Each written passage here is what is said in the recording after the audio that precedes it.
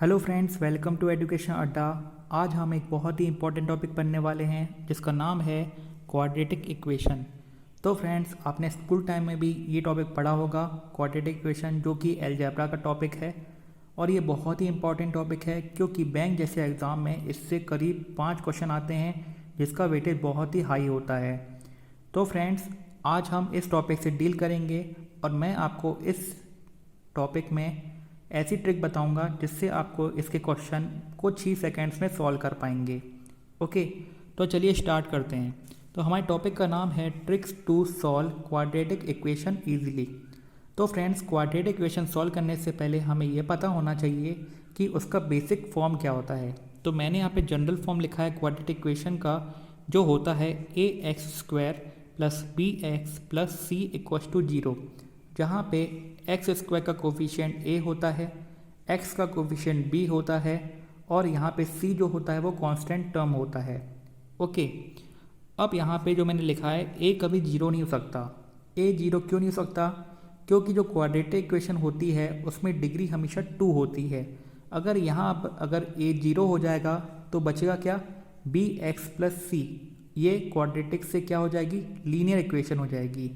तो यहाँ पे a कभी 0 नहीं हो सकता, बाकी b 0 हो सकता है, c 0 हो सकता है, उससे कोई फ़र्क नहीं पड़ता, लेकिन a कभी 0 नहीं हो सकता। अब क्वाड्रेटिक इक्वेशन को सॉल्व करने के लिए हमें 2 बेसिक से रूल पता होने चाहिए कि इसको कैसे सॉल्व करते हैं। तो यहाँ पे मैंने लिखा भी हुआ है हाउ टू सॉल्व। तो सबसे पहला जो स्टेप है वो ये है, tech product of a and c coefficients. तो सबसे पहले जो हमारी बेसिक इक्वेशन होती है उसमें हमें क्या करना होगा? a और c का हमें प्रोडक्ट लेना होगा, x² का जो कोफिशिएंट a और जो कांस्टेंट टर्म है इनका प्रोडक्ट करना होगा। ओके, अब इनका जो प्रोडक्ट आता है, मान लेते हैं हम उसको q। क्या मान लेते हैं? उनके प्रोडक्ट को हम q मान लेते हैं। उसके बाद जो सेकेंड रूल है ये कहता है, make 2 factors of q which when we add or subtract should be equal to b। इसका मानना ये है कि जब हमें q मिल जाएगा, हमें उसके 2 ऐसे फैक्टर्स बनाने हैं जिसको हम प्लस करें या माइनस करें, वो हमें क्या दे? वो हमें दे b दे दे। ये जो आपको दिख रहा है b, वो हमें b दे दे। क्या करें हम उसको? या तो प्लस कर दें या फिर माइनस कर दें। एक और चीज़ मैं आपको बताना चाहता हूँ कि जो x² का कोफिशिएंट a है, x का कोफिशिएंट b है और कांस्टेंट टर्म है जो c, वो किसी भी साइन में आ सकते हैं, चाहे वो माइनस में हो सकते हैं, चाहे वो प्लस में हो सकते हैं। तो इसमें आपका कन्फ्यूजन बिल्कुल नहीं होना चाहिए। ये ज़रूरी नहीं है कि वो हमेशा पॉजिटिव साइन में ही हो, वो नेगेटिव भी हो सकते हैं। ओके, तो चलिए ये एग्जांपल से हम डील करते हैं। तो फ्रेंड्स, यहाँ पे जो मैंने एग्जांपल सॉल्व किया है ये लॉन्ग प्रोसेस है, इसका जानना भी ज़रूरी है क्योंकि जब हम बेसिक से डील कर लेते हैं तो आगे हमें प्रॉब्लम नहीं होती। तो ये बेसिक सा क्वेश्चन है जो मैंने सॉल्व किया है। तो सबसे पहले अगर आप यहाँ देखेंगे, इस इक्वेशन में दिया हुआ है x² + 5x - 14 = 0। तो सबसे पहली चीज़ क्या थी? हम कांस्टेंट टर्म का कोफिशिएंट और x² का कोफिशिएंट को मल्टीप्लाई कर रहे थे और प्रोडक्ट निकाल रहे थे। तो जब हम कांस्टेंट टर्म का जो कोफिशिएंट है -14, x² का कोफिशिएंट है 1, उसको मल्टीप्लाई करते हैं, मतलब -14 को 1 से मल्टीप्लाई करते हैं तो हमें मिलता है -14। उसके बाद -14 के ऐसे 2 फैक्टर्स बनाने होंगे जिसको हम प्लस करें या माइनस करें तो हमें क्या मिले? b। लेकिन यहाँ पे b की जगह पे कौन है? +5। तो हम ऐसे 2 ही फैक्टर्स बना सकते हैं। कौन कौन से? 7 और -2। तो 7 को अगर 2 से माइनस करेंगे तो हमें मिलेगा 5, जो कि हमें x का कोफिशिएंट दिख रहा है। और जब हम इनको मल्टीप्लाई करते हैं तो हमें मिलता है -14, जो कि हमारा प्रोडक्ट है। तो हम कुछ नहीं करेंगे, इस 5x को हम कैसे तोड़ देंगे? 7x - 2x। तो यहाँ पे आ जाएगा x² + 7x - 2x - 14 = 0। तो जब हम यहाँ पे x कॉमन निकालेंगे तो बचेगा x + 7, और जब यहाँ पे -2 कॉमन निकालेंगे तो बचेगा x + 7। तो यहाँ पे जो x + 7 है वो कॉमन आ जाएगा और यहाँ से एक पेयर और बन जाएगा x - 2 का।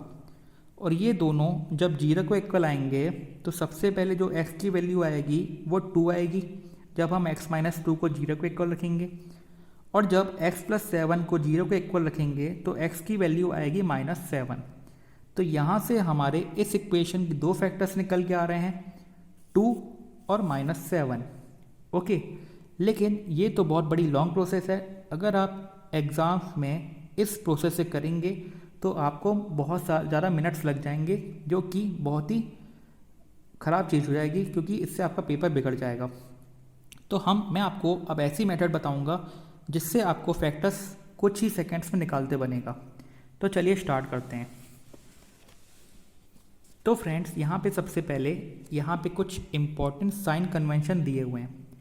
ये कन्वेंशन आपको बहुत ही अच्छे से रटे होने चाहिए, क्योंकि इसी के बदौलत आपका जो क्वेश्चन होगा बहुत ही अच्छे से सॉल्व होगा। अब ये कन्वेंशन कहते क्या हैं? कन्वेंशन ये कहते हैं कि अगर प्लस प्लस का साइन आए तो उसको माइनस माइनस कर दीजिए, माइनस प्लस का साइन आए तो प्लस प्लस कर दीजिए, प्लस माइनस का साइन आए तो माइनस प्लस कर दीजिए, और माइनस माइनस साइन आए तो उसको प्लस माइनस कर दीजिए। अभी आपको ये चीज़ समझ में नहीं आ रही होगी, लेकिन जब हम क्वेश्चन करेंगे तो बहुत ही अच्छे से क्लियर हो जाएगा। तो चलिए क्वेश्चन करते हैं। अब सबसे पहले यहाँ पे जो इक्वेशन दी हुई हैं उसमें लिखा हुआ है x² - 5x + 14 = 0। दूसरी इक्वेशन दी है उसमें लिखा है x² + 10x + 25 = 0। तो सबसे पहले हम साइन चेंज करेंगे। तो यहाँ पे जो माइनस प्लस है, अब यहाँ पे जो माइनस प्लस है वो किस में चेंज हो जाएगा? जैसे कि यहाँ पे आप देख रहे होंगे कि माइनस प्लस किस में चेंज हो जाता है? प्लस प्लस में। तो यहाँ पे जो माइनस प्लस है वो किस में चेंज हो जाएगा? प्लस प्लस में। ठीक है, अभी फैक्टर्स को आपको नहीं देखना है, अभी बस साइन को देखना है। ओके, ठीक उसी प्रकार जो प्लस प्लस है वो किस में चेंज हो जाता है? प्लस प्लस चेंज हो जाता है माइनस माइनस पे। तो यहाँ पे भी माइनस और यहाँ पे भी माइनस। अब बात आती है फैक्टर्स की। अब आपको साइन वाइन कुछ नहीं देखना है, आपको बस इतना देखना है कि कांस्टेंट टर्म और यहाँ पे जो x² का कोफिशिएंट है उसका प्रोडक्ट कितना आ रहा है। तो 14 × 1 तो 14 आ रहा है प्रोडक्ट, और प्लस माइनस करके आपको क्या लाना है? 5। तो दो फैक्टर्स वही होंगे, कौन से? 7 और 2। तो 7 और 2 को मल्टीप्लाई करेंगे तो 14 आ जाएगा, और 7 को 2 से माइनस करेंगे तो 5 आ जाएगा। तो बड़ा फैक्टर आपको 7 आगे लिखना है और छोटा फैक्टर 2 आपको पीछे लिखना है। ठीक उसी प्रकार अगर यहाँ पे देखेंगे तो यहाँ पे कांस्टेंट टर्म का कोफिशिएंट क्या है? 25, और x² का कोफिशिएंट क्या है? 1। तो प्रोडक्ट आएगा 25, और प्लस या माइनस करके क्या लाना है? 10। तो ऐसे दो ही फैक्टर्स हैं, कौन से? 5 और 5। 5 और 5 को प्लस करते हैं तो 10 आ रहा है, और मल्टीप्लाई कर रहे हैं तो 25 आता है। तो दोनों साइड 5 आ जाएगा। अब करना क्या है? अब हमें इन दोनों फैक्टर्स को इन दोनों फैक्टर से कंपेयर करना है। तो ये जो 7 है प्लस वाला, ये -5 से भी बड़ा है और इस -5 से भी बड़ा है। यहाँ पे जो +2 है वो इस -5 से भी बड़ा है और इस -5 से भी बड़ा है।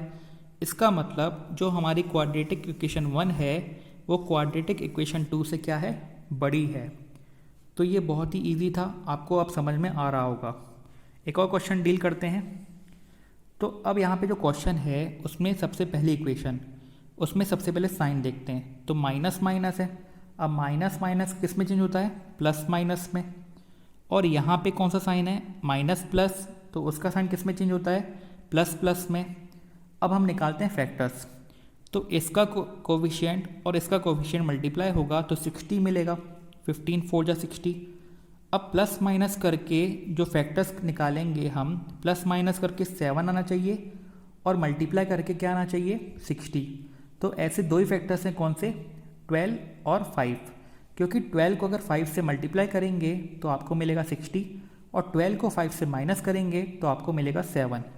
तो बड़ा फैक्टर आपको आगे लिखना है, छोटा फैक्टर आपको पीछे लिखना है। ओके, ये अच्छे से याद रखिएगा, बड़ा फैक्टर आगे, छोटा फैक्टर पीछे। ओके, तभी आपका क्वेश्चन सही होगा। अब यहाँ पे हम इसका कोफिशिएंट मतलब कांस्टेंट का कोफिशिएंट और x² का कोफिशिएंट मल्टीप्लाई करते हैं तो 6 2 जा 12 आ रहा है, और हमें लाना क्या है? 7। मतलब दो फैक्टर्स को ऐसे जमाना है कि प्लस माइनस करके 7 आए और मल्टीप्लाई करके 12 आए। तो ऐसे दो ही फैक्टर्स हैं, 4 और 3। 4 को 3 से मल्टीप्लाई करेंगे तो 12 आएगा, और 4 को 3 से प्लस करेंगे तो 7 आएगा। तो यहाँ पे बड़ा फैक्टर आगे लिख दिया और छोटा फैक्टर पीछे लिख दिया। लेकिन अभी ये क्वेश्चन सॉल्व नहीं हुआ है। जब भी आपके एक्स स्क्वायर में कोई ना कोई कोफिशिएंट दिया होगा तो उसको आपको अपोजिट इक्वेशन में मल्टीप्लाई करना होगा। फिर से सुन लीजिए, जब भी आपके एक्स स्क्वायर में कोई कोफिशिएंट दिया होगा उसको आपकी अपोजिट वाली इक्वेशन में मल्टीप्लाई करना होगा। जैसे कि यहाँ पे एक्स स्क्वायर का कोफिशिएंट 4 है, उसकी अपोजिट इक्वेशन ये है, तो उनके फैक्टर्स में मैंने यहाँ पे 4 मल्टीप्लाई किया है। इसके एक्स स्क्वायर का कोफिशिएंट में 2 है, इसकी अपोजिट इक्वेशन ये है, तो मैंने यहाँ पे 2 मल्टीप्लाई किया है। ओके, ये एक ट्रिक है, आपको वो समझनी है। तो जब ये 2 यहाँ पे मल्टीप्लाई होगा तो फाइनल जो फैक्टर्स आएंगे वो आएगा +24 एंड -10, और यहाँ पे जब 4 मल्टीप्लाई होगा तो फाइनल फैक्टर्स जो आएंगे वो आएगा +16 एंड +12। अब हम करेंगे कंपेयर। तो ये +24 इस +16 से भी बड़ा है और +12 से भी बड़ा है, लेकिन ये -10 इस +16 से छोटा है और इससे भी छोटा है। मतलब फाइनल रिजल्ट कुछ नहीं मिल रहा है। इसमें ये फैक्टर बड़ा है तो इसमें ये फैक्टर बड़ा है। इसका मतलब इस इक्वेशन का आंसर होगा quadratic equation is equals to quadratic equation 2 और no relation can be established between quadratic 1 and quadratic 2। मतलब इन दोनों इक्वेशन में कोई भी रिलेशन हम फाइनल नहीं कर पा रहे हैं, तो इसका आंसर आपके लिए यही होगा। ओके, तो फ्रेंड्स इस सेशन में हमने कुछ इम्पॉर्टेंट ट्रिक समझी है कि क्वाड्रेटिक इक्वेशन को कैसे हम जल्दी सॉल्व कर सकते हैं। तो सबसे पहले जो इम्पॉर्टेंट है वो है साइन कन्वेंशन। दूसरी चीज़ इम्पॉर्टेंट ये है कि आप कितनी जल्दी फैक्टर्स निकाल सकते हैं।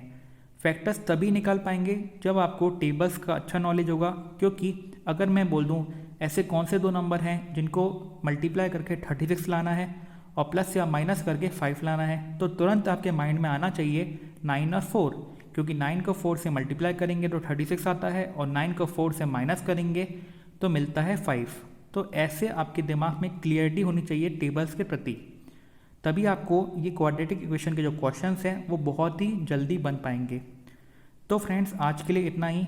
होप कि ये वीडियो आपको अच्छा लगा होगा, आपको समझ में आया होगा, और अगर आपको समझ में ना आया हो तो प्लीज़ मुझे कमेंट बॉक्स में बताइए, और अगर अच्छे समझ में आ गया हो तो इसको और आगे शेयर कीजिए, लाइक कीजिए, सब्सक्राइब कीजिए।